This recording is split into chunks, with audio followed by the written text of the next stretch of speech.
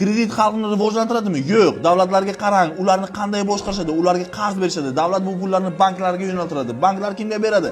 Xalqqa.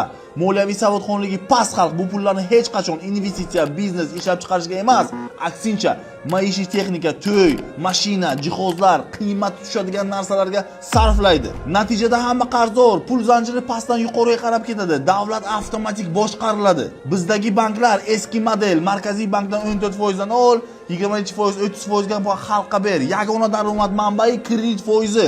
Nega ular fond, IPO, asset management qilishmaydi? Chunki bizda katta kompaniyalar yo'q, IPO yo'q, bozor rivojlanmagan, kadrlar yo'q. Pul qayerga ketmoqda? Biz kredit olib boshqa davlatlardan telefon, mashina, televizor va boshqa narsalarni sotib olyapmiz. Pul tashqariga chiqib ketyapti.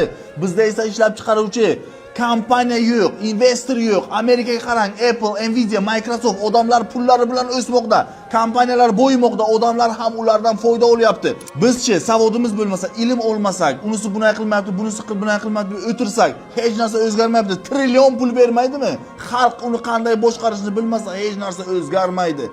Davlat o'sishi uchun xalq ilmli bo'lishi kerak. Da, bizni bundan chalg'itishyapti, chunki boshqa insonlarga, boshqa davlatlarga bu nevigidna, ularga bu narsa yoqmaydi. Rivojlanmasak boshqa davlatlarga borib, boshqalarga ishlaymiz va kredit yopib yuramiz. Shu uchun ilm oling deyman, asabiylashib gapiraman, chunki haqiqatni ko'rib o'tirman. Moliyaviy savodxon bo'lmasangiz hech narsani o'zgartira olmaymiz.